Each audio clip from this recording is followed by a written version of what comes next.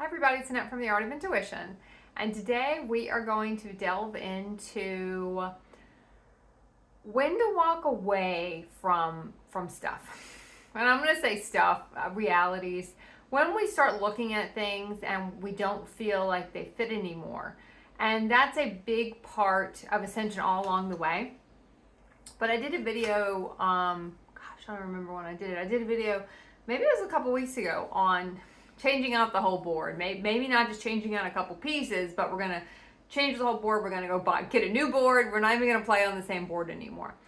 So this is going to follow sort of that same theme, but maybe we're going to try to extrapolate it more toward an actual reality and not go so broad in it, because there's a lot of very broad concepts that we talk about in Ascension. And I always try on this channel to kind of bring them down and anchor them more in to where they seem more palatable and they don't seem like something in the ethers. A lot of times people talk about Ascension and it's all up there, it's all very ethereal, and it's all very spacey in a sense. So we like to try to bring that down.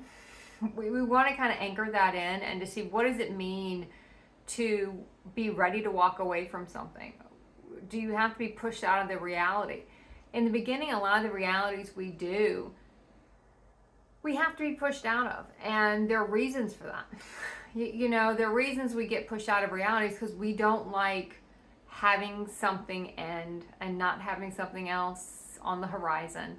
There's a lot of times you have to actually end something and then you can see the next thing, and it might not even be corporeal yet in a sense, but you can see it on the horizon. You might get an email about it, you might hear a whisper about it, someone might mention it, and well, I'm not going there right now, but that is where I'm going. And you might need a reset of your reality for a while and just set and let the realities reset. We've talked a lot about going straight into another reality. That's what our humans do. Our human consciousness wants to jump from one thing to the other. Next job, next boyfriend, next girlfriend, next husband, next wife. Let me just keep jumping and jumping and jumping. And it never gives us time to kind of set. Let's reset. Let's set here. Let's get our vibration calibrated to this new frequency and see what comes in instead of just trying to jump. And we're not really talking about quantum jumping, like just kind of jumping into the next frequency. We've already kind of done that. And you're in the kind of an aftermath of that sometimes. We're just kind of waiting for something to reset. You're letting your body adjust. You're letting things start to come in, but you're not trying to grab at everything, because there's a desperation in that. There's a desperation. Let me just grab at everything I can get, because I don't know where I'm landing, so I'm just going to grab every little parachute I can have. Then you have your back with all these parachutes on it because you don't know which one you got to pull. That's what humans do. It's not saying in our higher consciousness we don't see a lot of options, but we don't put our energy into investing in all of them because we don't have that much energy to invest in them. We kind of can feel the ones that feel most aligned in this moment. We're going to go toward those. You might see some on the horizon. We can be building toward those, but we're not trying to do everything at the same time. So we try to do everything at the same time. We tend to just get almost buried by that. So be aware of when you do get in that frenzy of, I'm not sure what I'm going to do after this reality ends, so I'm just going to grab at everything. So as we start to go through 2025, which is a huge year for the collective, it's a huge year really for anyone in their ascension process, and people who will be starting their ascension process, and a huge year for the collectives that aren't even in their ascension process yet, that are still in the human realities, knowing how they're going to be almost struggling this year with all the shifts and the changes and a lot of things. This is a big exposure year.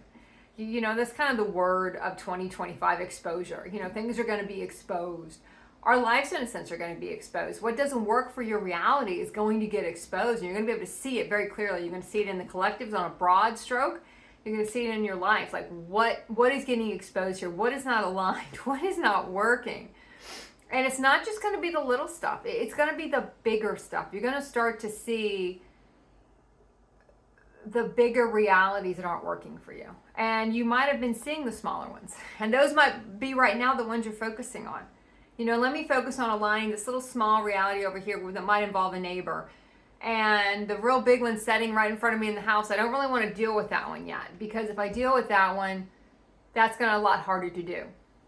because we do get so many practice realities where we are kind of put in a situation to stand up for ourselves or put in a situation to assist someone that we don't really have a lot of cords or attachment to, a lot of story around, a lot of a history in the relationship. So it's easier for us to kind of look at that, and it's palatable in a sense. We can kind of align it how we want to align it, and we don't even care if the person in that wants to be in that aligned reality. It doesn't matter. We don't have any cords to that person. We'll just walk away. It doesn't matter to us. It's not like the realities where we used to care about that. We're not that invested in it. It's like, yeah, it's like a side reality. It's like if you're watching a movie, this is a tertiary side plot going on.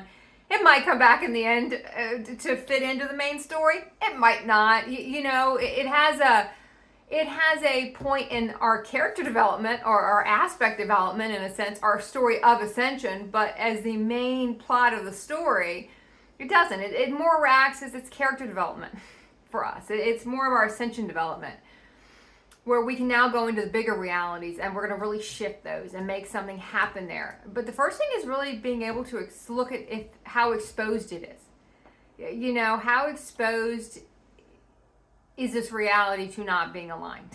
And you see so many people, and usually we'll see it in other people first, where they try to hold on to stuff, and you can clearly see, looking down at the reality, because we want to get our consciousness higher than the reality our body's setting in, so we can really look at it and be able to see it.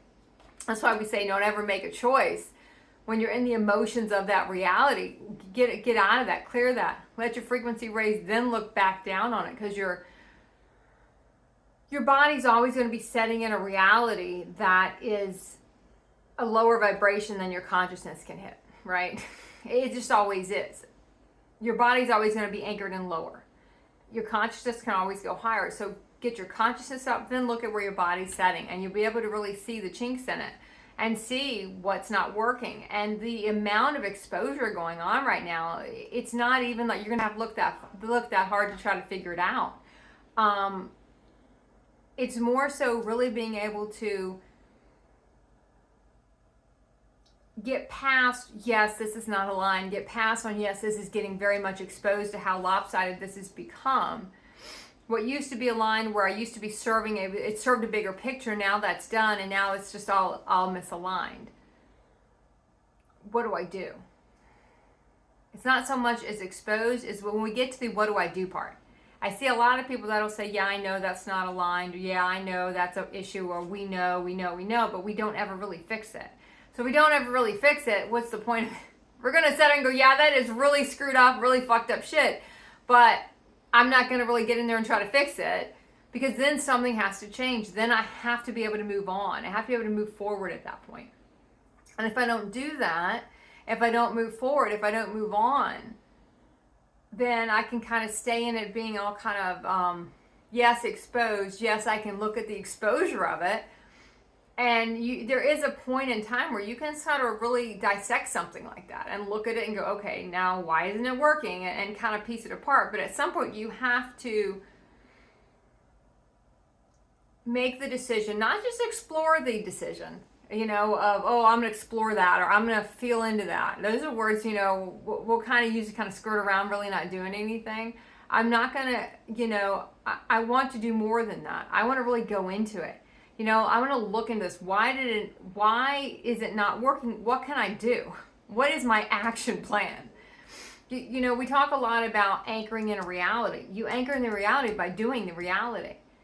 Even if at the moment you don't see a lot of support coming to help you anchor it in. Sometimes we have to anchor it in, and everyone shows up after. It's like Field of Dreams. If you build it, they will come. You have to build it and then see who comes. And it could be years before anybody comes. And you could see stuff on the horizon, maybe a year down the road, and go, okay, I need a solution to this. And you'll be surprised sometimes how quick it can come up.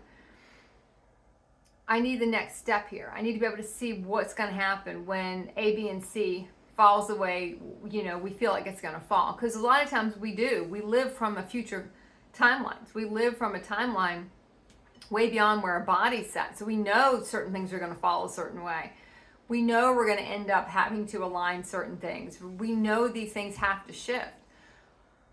When you're in, it's as simple as when you're in a room and you might get a flash of redoing the room and how that room could look if you painted that wall or moved that furniture out or made more space. You're technically living, you're getting a glimpse into a different reality. You're seeing it. Your consciousness can see it. Now you got to anchor it in. Now I got to paint the room. I got to move out the furniture. I'm going to now create what I've seen. I'm anchoring that reality in. And that's a simple way to do it because it's a room. It doesn't involve people. It's a simple way to look at it. And when you start seeing all the people in your reality and looking at a lot of these people, they don't fit. They're not on the ascension journey you're on. You feel like you've kind of served your time in doing what you could in that reality. And maybe 2 or 3 years have passed and now you're like, okay, well, what good is it for me to still be here? Does it really still serve a purpose, or now am I hanging on to it? How exposed is this reality? I want to keep going back to that exposure, because I think when you start putting it in a very visceral kind of term, how exposed is this? How off is it? Am I looking at this reality and not with rose-colored glasses on, not with, my human loves this person. And I'm going to say human loves this person because our human love is the real tainted cord love. Our soul loves everyone, and it doesn't pick one person over the other. It doesn't see the difference between the mailman and your spouse, in a sense. It doesn't sense a difference there. It's still a soul. And even the mailman, you probably had a zillion lives with too, just not in the capacity you have in this reality. So it doesn't really see the difference in all this stuff that our humans see. Our humans want to see all the difference. Our human wants to segregate it out and put this person's feelings matter more, or this person is more important over here, or I really care what happens over here, but I don't care what happens over here. Our human is always going to want to hierarchy it. It's going to always want to kind of put it in a different context, put some people above other people. And when we start doing that, know that you're working from your programming at that point. You're programming the reality to have a different outcome for different people. And it's not so much having a different outcome for different people.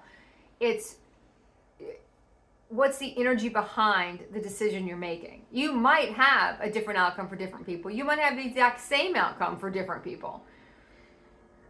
You might make that same decision that you were going to make with different people involved. It might be the exact same decision, a different decision. It's the energy you're making it from. It's the program you're running to make it. You see all these people talk about, especially, when you're in the winter months, viruses and, technically everything you're clearing from your body, it is a virus. The human consciousness, in a sense, is a virus. The human programming is a virus. So when you're coughing it up, when you're trying to get it out of the body, that's technically true. It is a virus to your programming, to your pure programming.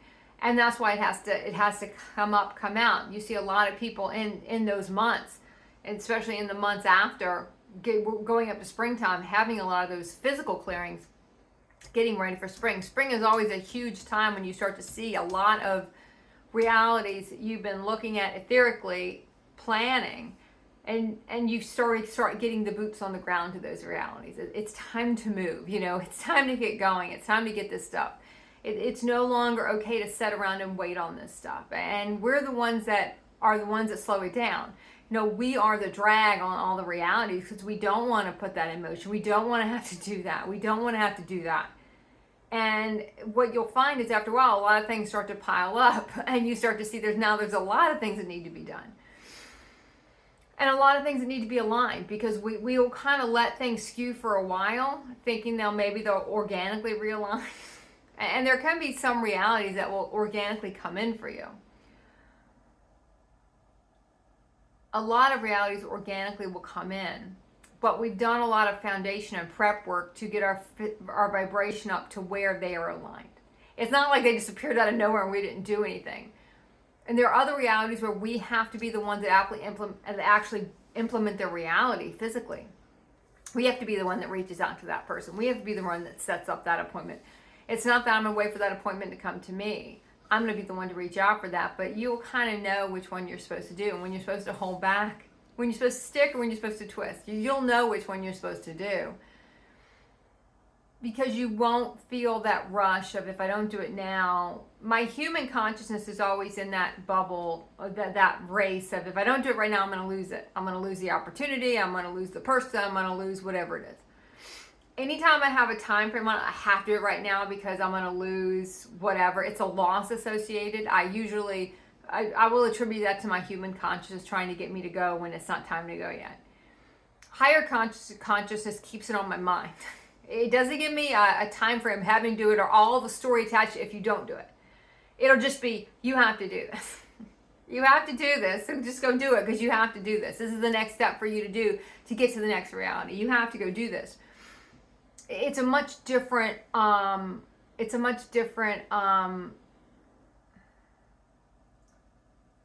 pressure to it. You know, it's a different pressure point in a sense. You don't have the story behind it.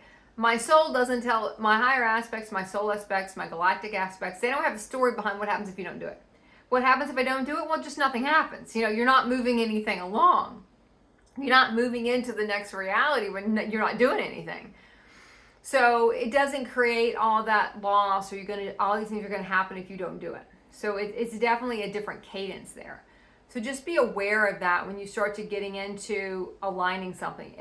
Do I have a story around what happens if I don't? Because that's normally my clue that it's coming from somewhere else. It's not coming from my purest aspects, because your purest aspects is not going to try to frighten you into doing it.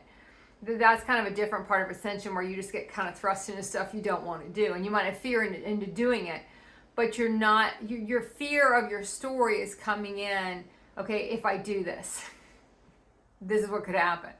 Whereas it's kind of opposite. Whereas when your human's talking to you, it's, oh, the fear if you don't do this. You know, when it's reversed, you have a fear of, I have a lot of fear of actually doing that thing. It's more of the fear of not doing it than doing it. So as you move into exposure, and as you start moving into this year, which is a huge, like I said, exposure is the word for the year. It's on every level, I think it's going to work through every reality we have. We're going to really be forced to pull it back, and it's going to be exposed to what it is, and if it can hang, or if that's done. If we're going to call it, we're going to decide to move on, we're going to close it out, we're going to try to reshape it, if we're going to try to realign it. But don't, and when we have exposure, we're shining a light on, our soul light is shining on it to show you what it really is. Don't be afraid to look at what it really is. There's so many, tropes in movies where, it's like, oh, look, you thought it was this, but this is what it really is. It's that twist at the end of the movie, that thing you weren't expecting. Oh no, you thought it was this big, bad, ugly monster. No, look, it's not. It's this little teeny animal, whatever it is. It's that journey. It's the friends we made along the way, not how it ends, because there's always going to be a new one that starts up and a different ending. It's the journey so much, in a sense, than the ending, because there's always another one starting up. So I never kind of get that bogged down on when it ends. It's look at how we got there. Not so much on how it ends, because everything is going to end. Even higher vibrational things end. Everything winds down at some point. It's just it's the nature of, the physical realms, in a sense. No matter what consciousness you're bringing there, no matter what aspect, you're still playing in the physical realms where there are some definitive ends to things. So, all right, I think we're going to leave it at that.